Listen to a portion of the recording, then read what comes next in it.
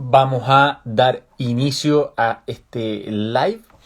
Me presento, mi nombre es Rodrigo Mayorga, soy historiador, antropólogo y director de Momento Constituyente, que es la cuenta que ustedes están siguiendo en este momento.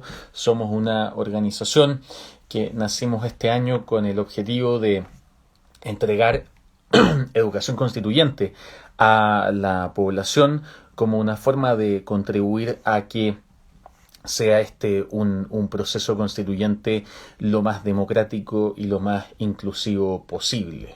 Somos una organización política no partidista, pero sí política, que creemos que la educación es política y que creemos también que parte importante de poder ejercer nuestros derechos nuestros derechos políticos de la manera más plena posible, tiene que ver justamente con el hecho de saber qué es lo que estamos votando, qué es lo que ocurre cuando votamos por una opción u otra opción, el hecho de conocer el proceso en el que estamos insertos, conocer las reglas del juego. El conocimiento nos da poder como ciudadanía. Y bueno, no se puede empezar esto sin ser muy claro y decir que lo del domingo pasado fue un día histórico, fue un hito histórico, e incluso para aquellas personas que puedan haber votado por opciones que no fueron las ganadoras. Lo cierto es que cualquiera que valore la democracia tiene que estar dichoso por lo ocurrido el último domingo. Estamos hablando de la elección más masiva en la historia de nuestro país. Hablaremos en otros días del tema de la participación, porque hay otros temas y mitos dando vuelta, pero lo que hay que decir con mucha claridad es que es la elección con mayor participación ciudadana en la historia de nuestro país, lo que ya la hace histórica, con un mandato muy claro y muy explícito respecto a que este país quiere continuar con este proceso constituyente y que quiere hacerlo por medio de una convención constitucional con ciudadanos y ciudadanas 100% electos de manera exclusiva para ellos, sin dar ningún camino, ningún atajo a la clase, no sé si la clase política es la palabra exacta, pero sí a los parlamentarios y parlamentarias que están actualmente en el Congreso.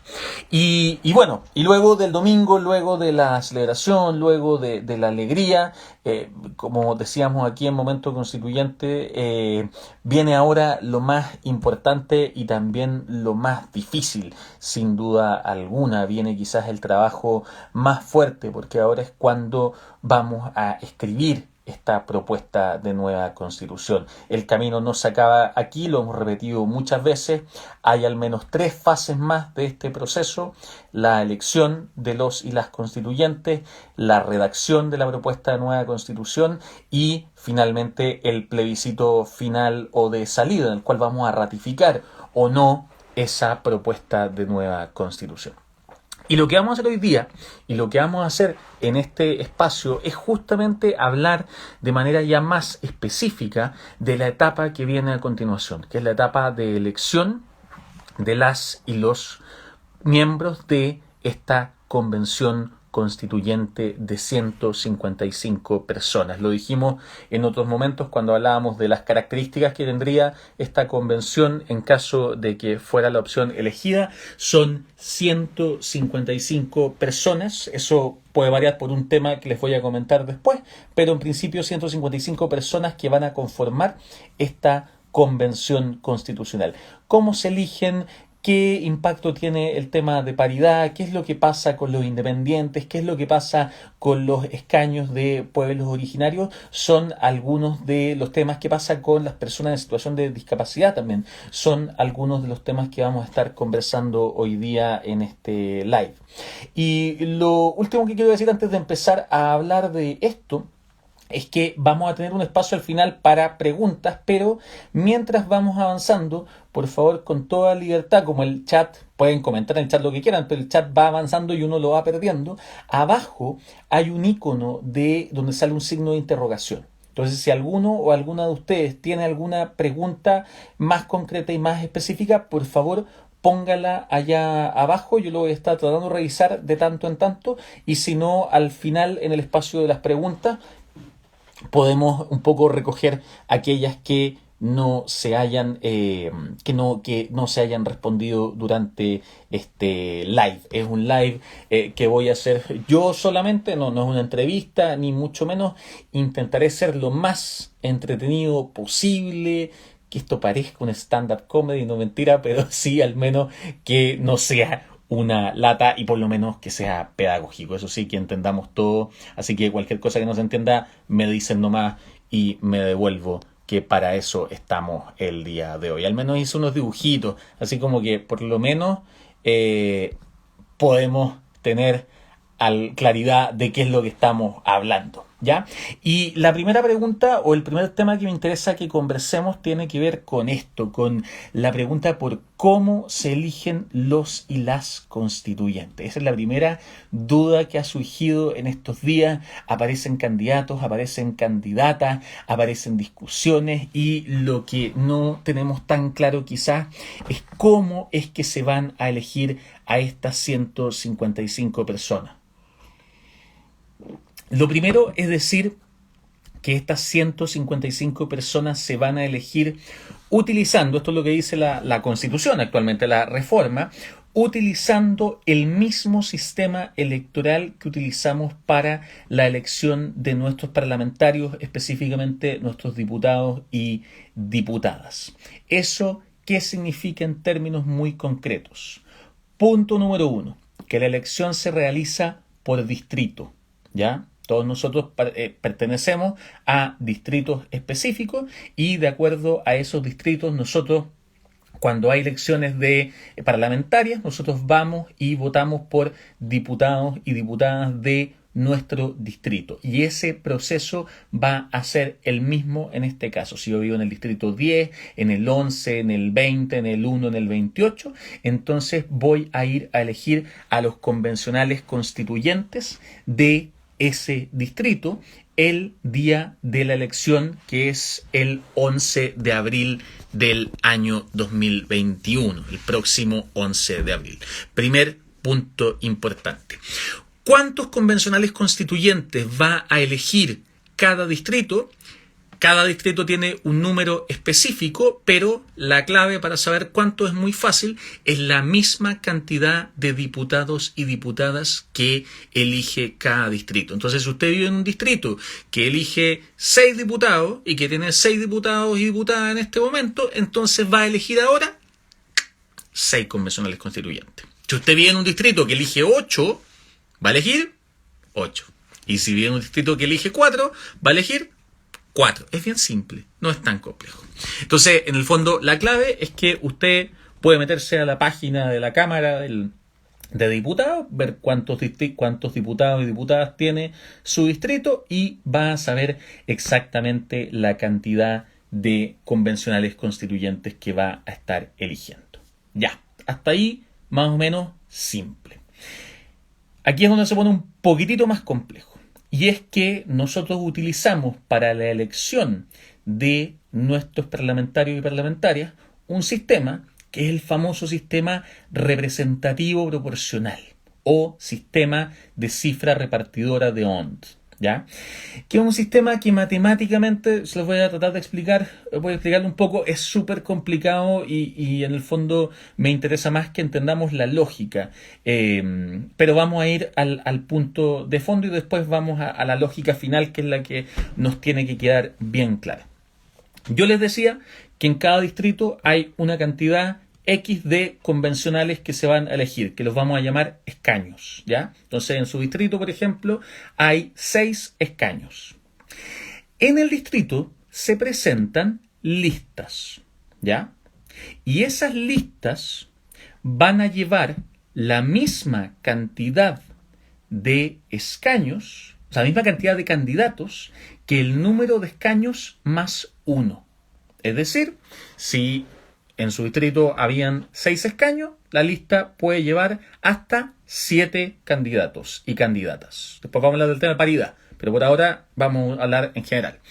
7 candidatos y candidatas. Si el número de escaños que se reparte es menor a 6, la lista siempre puede llevar hasta 6 escaños, 6 candidatos o candidatas, ¿ya? No se preocupen tanto en términos del número total. Después me van a entender por qué es importante esto del número mismo, pero es solo para que vayamos dejando claros los distintos elementos. Cada lista lleva entonces a todos sus candidatos y a todas sus candidatas y se presentan como candidatos de ese distrito. El día de las elecciones, usted va a la urna, de la misma forma que fue el último domingo, y le entregan una papeleta, que es una papeleta de votación según su distrito. Y esa papeleta bien grande, que los que hemos votado parlamentarios hemos visto, que es una papeleta donde aparecen todas las listas, ¿ya? Todas las listas y hacia abajo con cada uno de los candidatos y las candidatas. Y usted marca uno o una de esos candidatos, ¿ya? No vota por la lista, no existe esa opción, no vota por más de un candidato o candidata, vota por una sola persona. Entrega el voto, firma, se va para la casa y luego espera los resultados. Ahora, ¿cómo salen los resultados de esta elección como tal? ¿Qué es lo que se hace exactamente? La lógica de fondo es que cuando yo estoy votando por un candidato, también estoy votando por esa lista, por las ideas de esa lista como tal.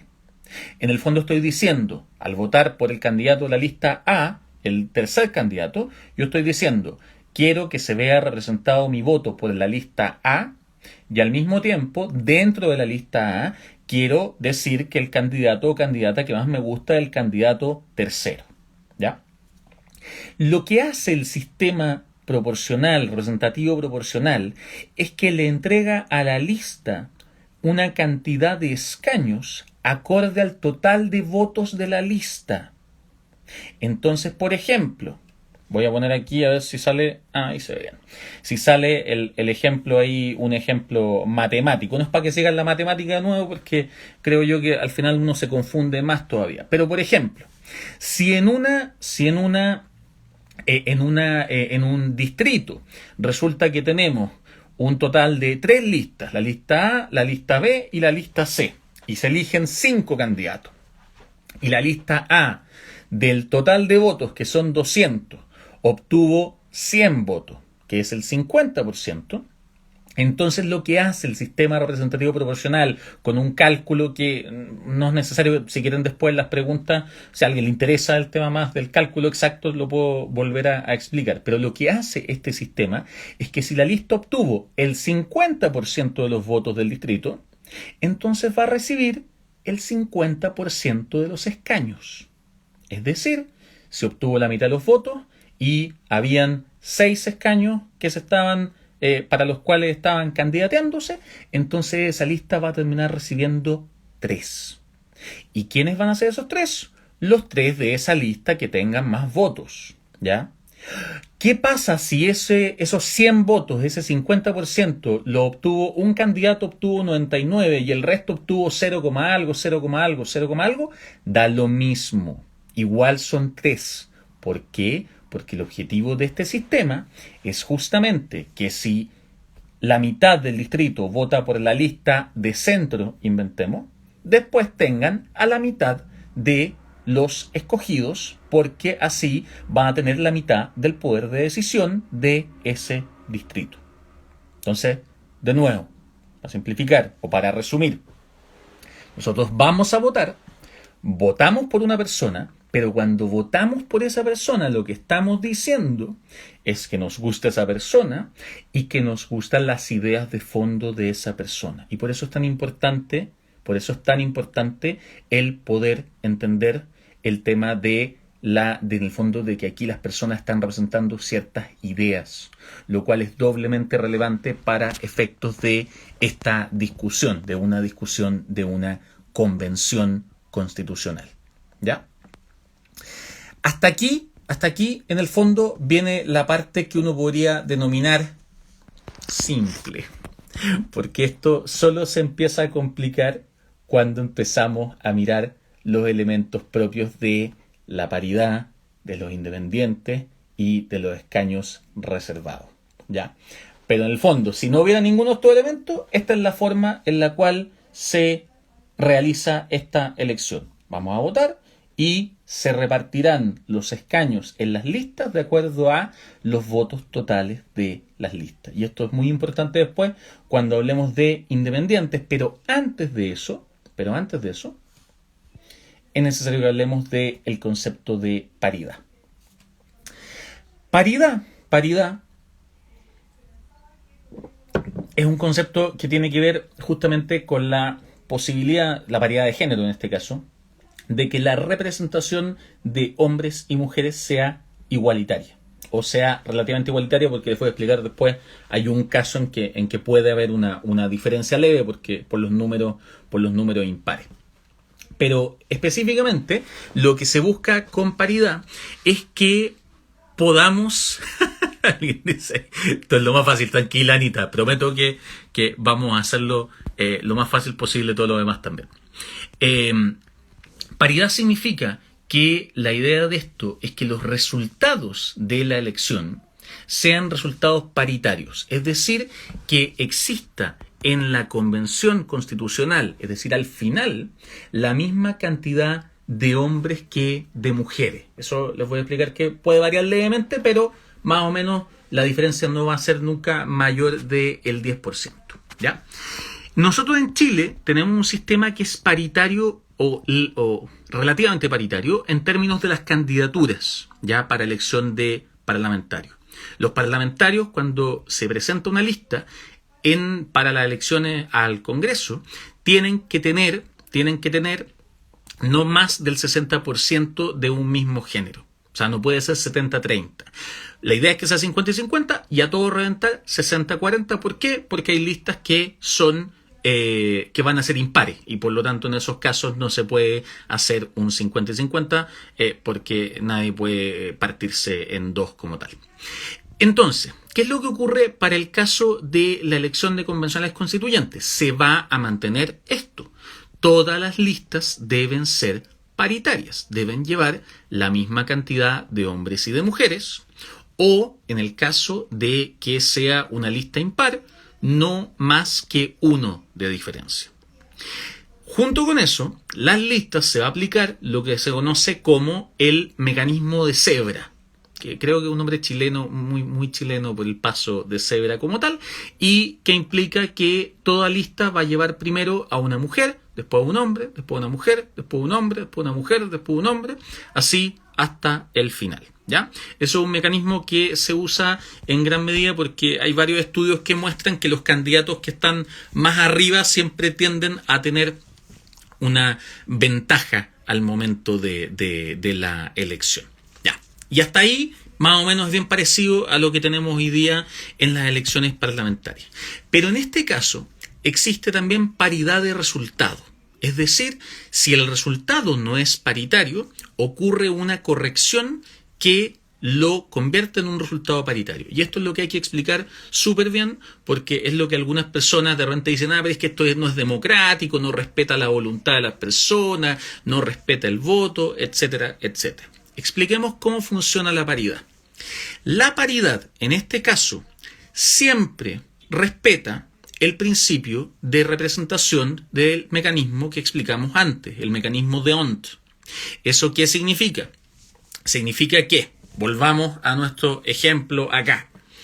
La lista A, sacó 100 votos. La lista B, o ahí aparece como E, la lista E. Bueno, la que está segunda sacó 60 votos. Y la que está tercera sacó 40 votos. ¿Ya? Se hace el cálculo del sistema, que yo les dije, más o menos reparte esto, 50% de los escaños para la A, y el otro 50% se divide en 2, es 25-25, según el cálculo, los numerales, todo el cuento, bla.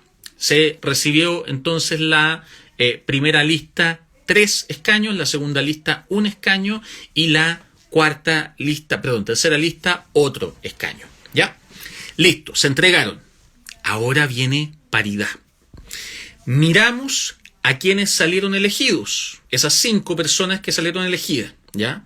Y por paridad debiéramos tener en este caso, que hay 5 escaños repartidos, debiéramos tener 3 hombres y 2 mujeres, o 3 mujeres y 2 hombres. Paridad funciona para ambos lados.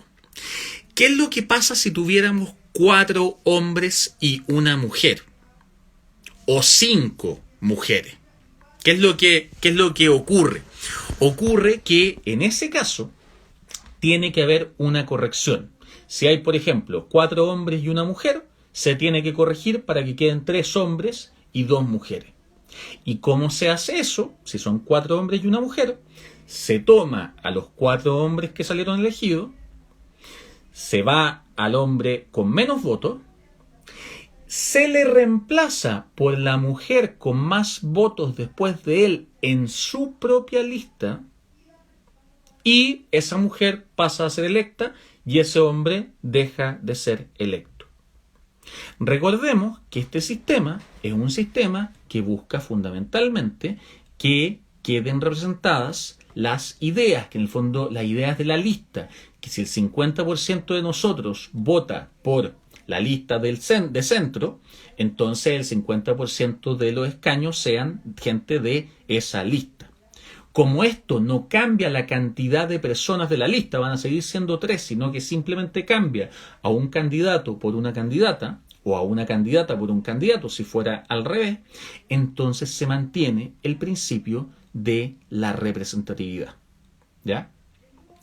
El único caso en que esto funciona con una leve diferencia es el caso de que el hombre, por ejemplo, en ese caso menos votado, hubiera sido un independiente que no iba en lista. Porque como ahí no tiene con quién ser cambiado, lo que se hace entonces es que se pasa al siguiente hombre menos votado que esté en una lista y se le reemplaza por una mujer de su lista. O, si fuera al revés, a la siguiente mujer que esté en una lista y se le reemplazaría por el hombre más votado después de ella en su propia lista.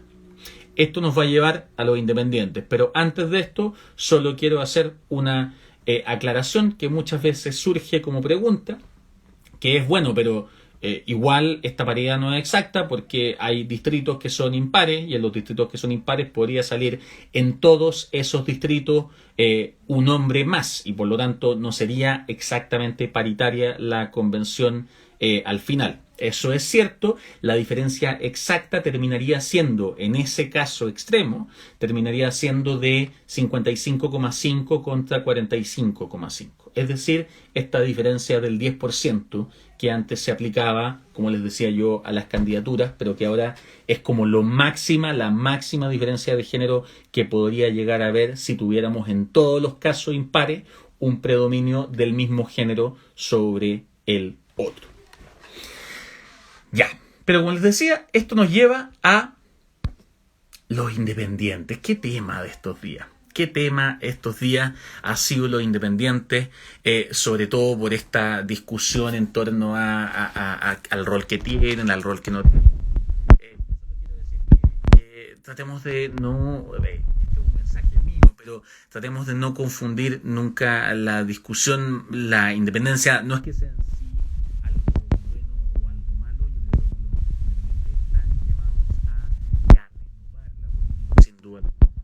una política que se iba anquilosando sin duda. También tenemos que ser muy juiciosos y preocupados con los independientes porque son ¿cómo se llama? Los independientes. ¡Ay! ¿Qué pasó con el audio? A ver, tranquilidad. Volvimos. Tengo puro, no se escucha bien. Tapé el micrófono. ¿Ahí? ¿Me escuchan? Vamos a ver. ¿Se escucha? Ahí se escucha bien, ¿o no? Ya, pero todos me gritan el audio. ¿Se escucha ahí o no? Ya, excelente. Voy a dejar ahí entonces el celular para que no se me... Probablemente le pasé la mano encima. Es que yo muevo mucho las manos cuando estoy haciendo clase. Entonces, por eso me ocurren estas cosas. Ya, tenemos audio de nuevo. volvamos a los independientes. Y les decía yo, tenemos que tener obviamente el mismo ojo con los independientes que con los partidos, pero más allá de eso, hay un punto súper importante de entender cómo participa un independiente en esto. Primer punto importante. Todo de nuevo me dicen por ahí. Primer punto importante.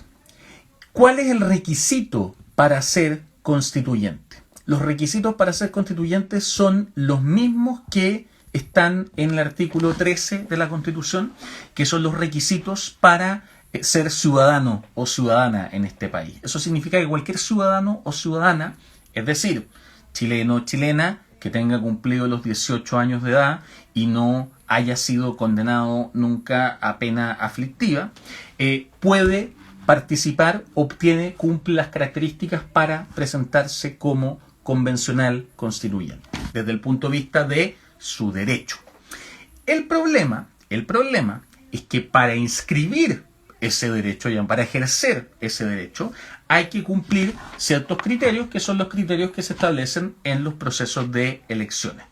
Y esos criterios establecen que los partidos políticos constituidos a nivel nacional tienen derecho a inscribir sus listas en todo el país. Pero que los independientes, para poder inscribirse, tienen que presentar una cantidad X de firmas. Antes de que saltemos todo, eso tiene un sentido, porque los partidos políticos, para poder ser partidos políticos, también han tenido que inscribir una cantidad de firmas al momento de registrarse. Entonces no es que sea eso algo injusto o algo distinto. Lo que pasa es que la pregunta tiene que ver en hasta qué punto este proceso es realmente parejo o no parejo, porque todos sabemos que es muy distinto participar con un partido político que participar uno solo. Algunas cosas importantes que hay que saber al respecto. Primero, uno de los primeros cambios que se hizo, las primeras reformas que se hicieron respecto a independiente, que se hizo en el mismo proyecto de reforma que el proyecto de paridad, fue el que los independientes pudieran formar listas. Yo les contaba hace un rato, en el fondo, aquí las listas compiten entre sí. Y en el sistema electoral de diputados y diputadas, los independientes no pueden formar listas. Tienen que ir solos y sin nadie más. Eso significa que si en un distrito se reparten 5 escaños y las listas pueden llevar de los partidos hasta 6 candidatos y candidatas, el independiente o la independiente está compitiendo solo o sola contra 6 personas. ¿Ya? Eso, que tiene un sentido que no me voy a meter ahora, cuando hablamos del Congreso, para el caso de la Convención no corre, o al revés más bien, los independientes tienen el derecho o pueden inscribir listas también. Entonces podría juntarse en ese distrito que elige 5 candidatos, podría juntarse un grupo de personas y decir: nosotros somos todos independientes y queremos inscribir nuestra lista. Y para eso, ¿qué es lo que tienen que hacer? Ojo acá. Primero, presentar una lista con un nombre, con un lema, así como en las alianzas. No como en las alianzas, pero con un lema que es como su nombre. Y sobre todo, lo más importante, un programa, ¿ya? Con una serie de puntos que ese grupo de independientes comparte. ¿Para qué? Para que cuando la gente vaya a votar por ellos o empiece a informarse de esto, sepa qué es lo que van a defender esas personas o quienes de esas personas lleguen a una convención constitucional. Segundo, firmas. ¿Y cuántas firmas tiene que presentar un independiente? Tiene que presentar, si va solo o sola, en este momento, 0,4% de la votación de ese distrito en la última elección. ¿Ya? Entonces, por ejemplo, aquí hay un trabajo que ha hecho Ernesto Laval que dice, por ejemplo, que calculó todo esto. Esto está en internet y de ahí se los no sé si los puedo dejar en algún lado, pero lo pueden buscar por Ernesto Laval. Entonces, él calculó para todos los distritos cuántas listas se requieren. Entonces, por ejemplo, el distrito 27, que es el distrito de Coyhaique, Lago Verde, Aysén, allá por la Patagonia, Si yo quisiera ir como independiente en ese distrito, necesito el 0,4% de las personas que votaron allá en la última elección. Eso es un total de 152 firmas. ¿Ya? Si yo quisiera ir como independiente por el distrito 9 aquí en la región metropolitana, no voy a requerir 150 firmas, voy a requerir 2.000 firmas o 3.000 firmas en ese caso. Entonces, la cantidad de firmas depende porque es un porcentaje de acuerdo al distrito en el cual yo quisiera ir.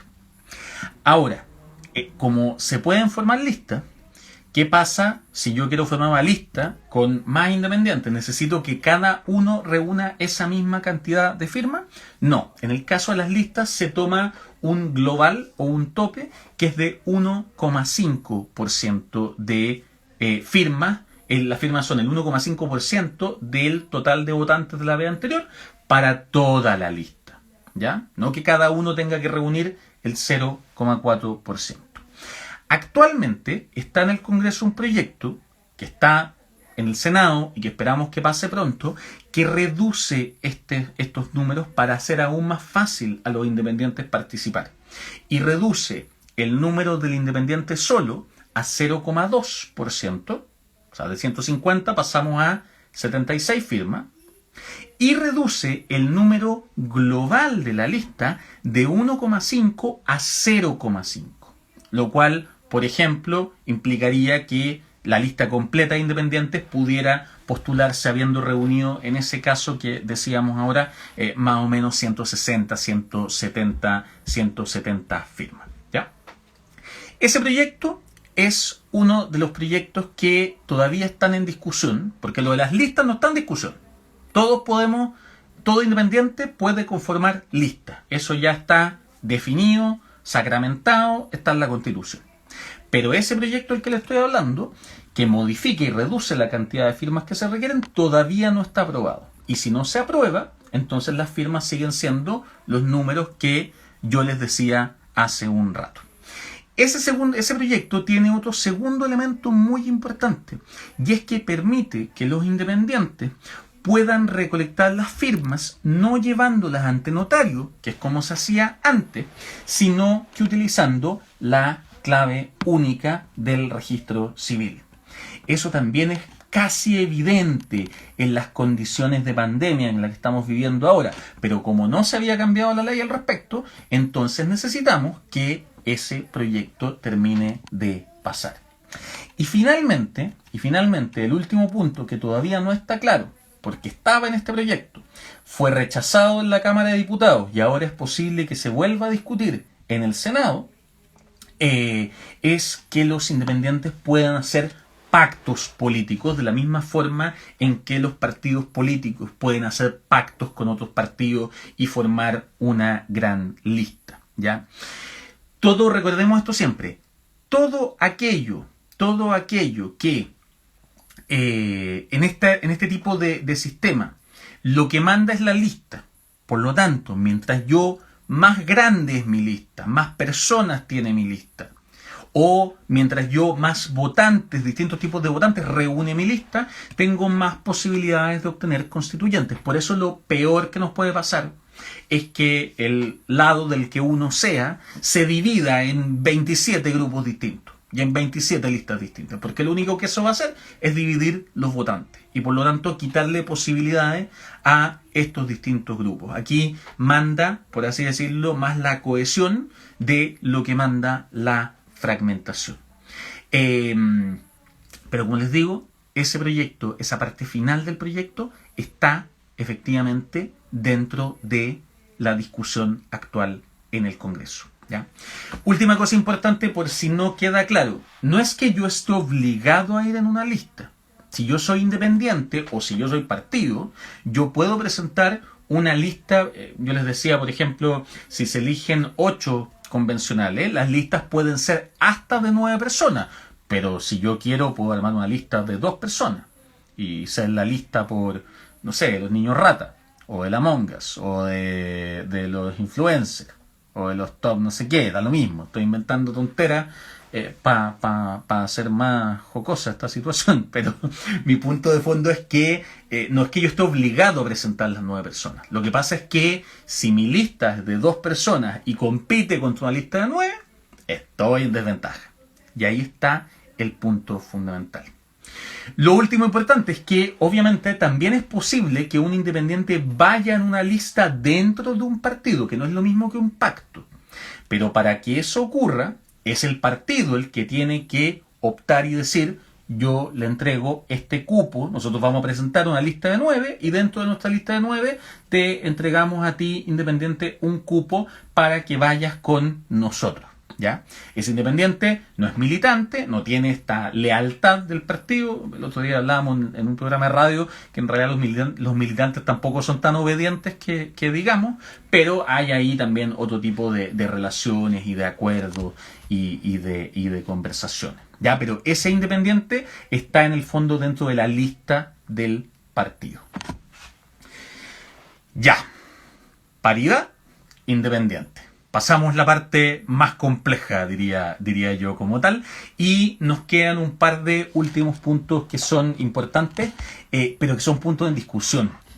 ¿Y por qué digo en discusión? Porque en el fondo todos estos temas de los que estoy hablando, y esto tiene que ver con los famosos escaños reservados para pueblos originarios, se pusieron en tabla en el Congreso, yo diría que casi a principios de año, esta discusión de los constituyentes, paridad, independientes, escaños reservados, personas en situación de discapacidad.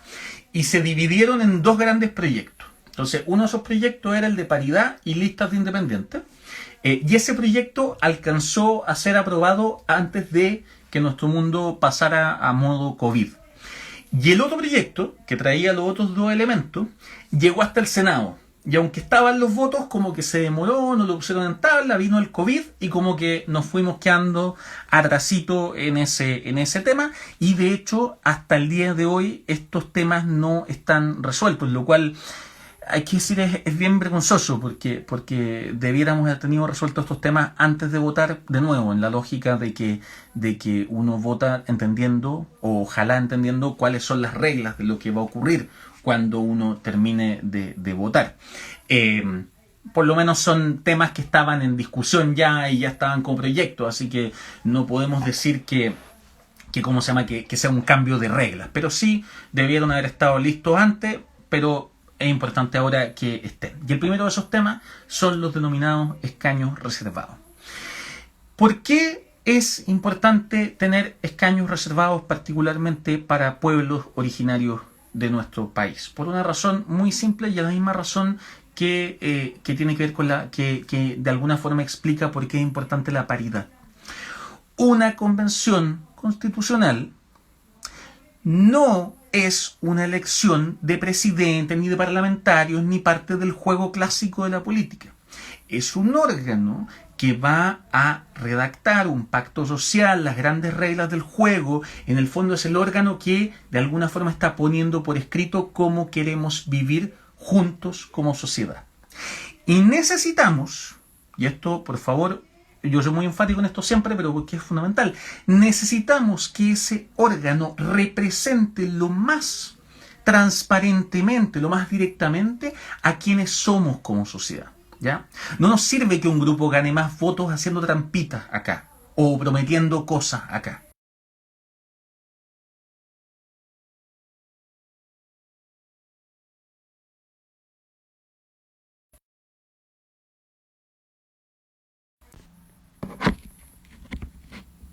Ahí volví. Me emocioné demasiado, ¿ven? Repito, nos importa que este órgano nos refleje de la manera más directa posible y más clara posible. Diciendo algo que puede sonar muy impopular, si el plebiscito del último domingo demostró que había un 20% que quería mantener las cosas igual y que cree en este modelo como está ahora, ese grupo probablemente debería tener un 20% de la representación en una eventual convención constitucional. No más que eso, y ese es el punto. No debería estar sobre representado, que es lo que nos ha ocurrido muchas veces. Pero sí debería estar ahí y ese debiera ser su nivel de representación. La paridad funciona de una forma similar. Si nosotros somos mitad hombre y mitad mujeres en este país, lo lógico es que tengamos representación de mitad de hombres y de mitad de mujeres. Y sabemos que eso, por una serie de condiciones de desigualdad histórica, es posible que no ocurra si no tenemos un principio como el de paridad y por lo tanto tenemos un problema. Y por lo tanto, paridad busca resolver ese problema. De la misma forma, tenemos pueblos originarios que habitan este mismo país, al igual que los que no somos miembros de esos pueblos. Y también históricamente esos pueblos originarios han sido no solo sometidos, por supuesto, pero además pospuestos, relegados dentro de toda esta discusión política en torno a la ley, en torno a cómo nos organizamos. Y lo que hacen o lo que harían los escaños reservados es justamente garantizar que, por ejemplo, si esos pueblos son un porcentaje X de nuestra población, entonces tengan esa representación dentro de esta discusión. ¿Ya? Eso es lo que se está discutiendo hoy día en el Senado. Eso es lo que está hoy día entrampado en el Senado porque fundamentalmente hay dos tipos de fórmula que se están debatiendo. Si esto debiera ser la creación de un distrito independiente, donde votaran solo las personas que son miembros de pueblo originario y votaran únicamente por candidatos de pueblos originarios.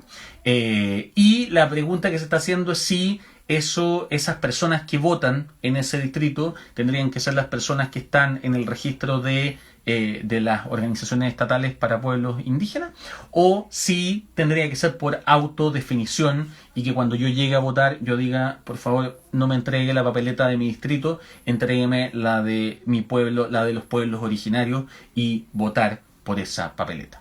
Esa es una de las discusiones que se está teniendo hoy día. Y la otra de las discusiones es el número y si ese número debiera ser parte de los 155 y por ende reducir los otros escaños, o si debiera ser un número aparte de los 155 y por ende tener una convención un poco más grande. No ha habido acuerdo al respecto en el Senado y de hecho esto se iba a votar el martes, ya se ha pospuesto hasta hoy día, recién hoy día se iba a votar en comisión. Y junto con ese tema viene en ese mismo proyecto el tema de las personas en situación de discapacidad, que es un tema que ha quedado bastante debajo de la mesa a veces en las discusiones, porque estas otras discusiones han sido bastante más notorias en la prensa y en distintos espacios. Pero efectivamente el proyecto que establece el tema de los escaños reservados para miembros de pueblo originario también introduce un elemento de representación de personas en situación de discapacidad. Ahora, lo hace específicamente en las candidaturas y no en los resultados. Inicialmente este proyecto decía que todas las listas tenían que llevar un 10% de personas en situación de discapacidad para poder inscribirse. Así como tenían que llevar mitad hombre y mitad mujeres, tenían que llevar un 10% de personas en situación de discapacidad. Y hoy día lo que se está discutiendo es un poco, no sé si es tanto el porcentaje, sino que si el porcentaje debiera ser igual según distrito y según el número de miembros de la lista. Porque lo que algunos han dicho es que, claro, esto está pensando en la cantidad total en estas listas de partido, que son listas completas, pero ¿qué pasa cuando una lista es de 2 personas? Ahí también debiera entonces ir un 10%, que un 10% sería una persona de las dos, o no, o ahí en el fondo el requisito no corre. Hay una discusión también hoy día fuerte en el Senado al respecto, pero es súper importante que estemos atentos a este debate en torno a este proyecto, porque este es el proyecto que va a definir las fórmulas para garantizar de nuevo una participación representativa, como decía, de nuestros pueblos, no nuestros, de los pueblos originarios que habitan Chile y también de una mayor representación de las personas en situación de discapacidad. Y creo que con eso he cubierto todo. Pasamos a las preguntas. Vamos a ver si tenemos preguntas. Tengo un par. Eh, tu, tu, tu, tu, tu, tu, tu, tu, tu. Ah, no, hay muchas. Eh, Ya, esta es una pregunta que hace Jennifer. Si la lista necesariamente es de un partido político o se puede asociar a otras organizaciones intermedias. En el momento actual en que estamos solo, las listas, a ver, las listas son de partidos políticos o las listas son de independientes. En este momento, en la legislación tal cual como está, los partidos políticos pueden hacer alianzas con otros partidos políticos y formar listas de pactos, ¿ya? Los independientes no pueden hacer alianzas con otros grupos de independientes, no pueden hacer pactos y tampoco con partidos políticos. Y por lo tanto, tenemos efectivamente ahí una diferencia. Entonces, en este momento, la lista de un pacto solo podría ser de pactos de partidos políticos, no de pactos de independientes, de grupos de independientes, ni de pactos de grupos de independientes con partidos políticos. Pero eso puede cambiar eventualmente, como les decía, en el debate que se está haciendo ahora. Muy buena pregunta esta. Si mi domicilio electoral, dice Francisca, está en el extranjero, ¿está considerado que votamos de alguna forma para los convencionales constituyentes? No, en este momento no.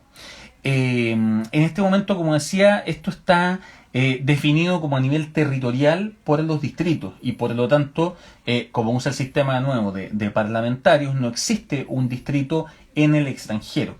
Hay grupos justamente en estos días de chilenos y chilenas en el extranjero que han estado presionando y solicitando que se cree un distrito, que sea el distrito, llamémoslo así, chilenos en el extranjero, que también tenga una cantidad de representantes y de convencionales constituyentes. Pero yo diría que hasta el momento esto ha surgido solamente como una demanda en estos días, probablemente llevaba algún tiempo, yo no la conocía, pero no hay, que yo sepa, ningún proyecto circulando para efectos de que esto se concrete. Así que por el momento los chilenos en el extranjero, de hecho legalmente los chilenos en el extranjero no pueden votar, solo pueden votar en elecciones presidenciales y en plebiscitos. Por lo tanto, esta elección en particular también habría que hacer una reforma constitucional para que eso se pudiera hacer efectivo, Francisca. Inclusión lo hablamos, listas lo hablamos. Los distritos, ¿cuál es el más importante del país? Depende, a ver, son varios. Si ustedes van a nuestra página aquí en Momento Constituyente y bajan a los primeros materiales que tenemos, hicimos varios materiales explicando la reforma constitucional que armó todo este proceso. Y el material número 12, que habla del artículo 141, justamente se enfoca en este proceso de elección. Y ahí tenemos un mapa que no es nuestro, se lo robamos, ya no me acuerdo de quién, no robamos, lo hemos prestado, porque el conocimiento es de todo, lo sacamos de algún lado de internet, que es el mapa de los distritos y los diputados, que en el fondo repite el mismo número. Y ahí uno puede ver, en este momento me parece que el distrito, lo estoy mirando acá ahora, pero el 20, el 10, el 8, que son de región metropolitana, esos últimos, y el 6 de Valparaíso, el 7 de Valparaíso, eligen 8, y el 20 que es de Biobío. Hay ahí repartidos, pero son los distritos que tienen mayor población. Esto se ha definido fundamentalmente a nivel de la población.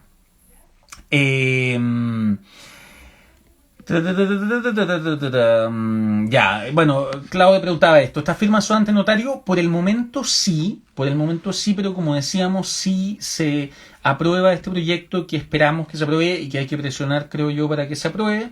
Efectivamente, las firmas ya se podrían hacer por medio de la clave única. ¿Ya?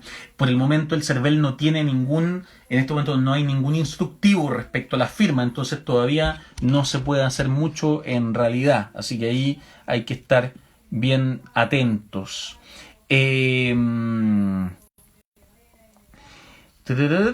Veremos esta discusión, esto es tema para otro live, pero solo para anunciarlo ahora porque es importante. Veremos la discusión de esta redacción en vivo, esperamos que sí, y yo de nuevo pienso que como ciudadanía deberíamos presionar para que sí. Esto va a depender en gran parte del reglamento que haga la convención, y eso es un tema que yo les digo como ciudadanía es súper importante que nos informemos no solo de las posturas de nuestros candidatos y candidatas a los que apoyemos en torno a los grandes temas, sino que también a temas más concretos y específicos, porque recordemos que el reglamento de la convención lo define la convención.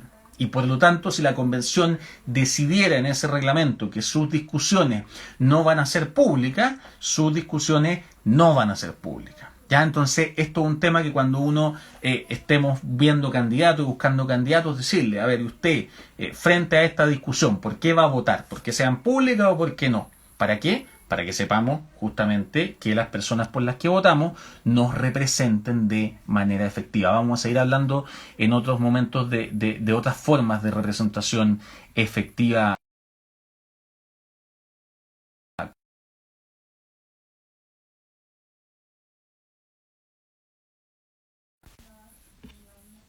Me encanta esta pregunta.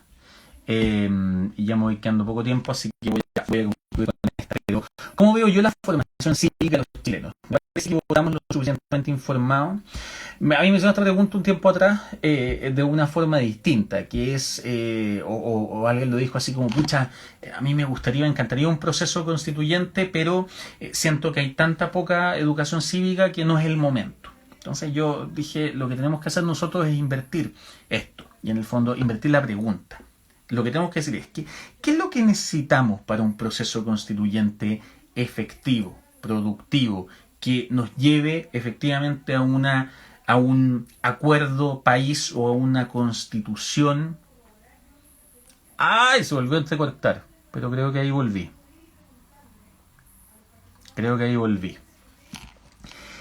Vuelvo a repetir entonces.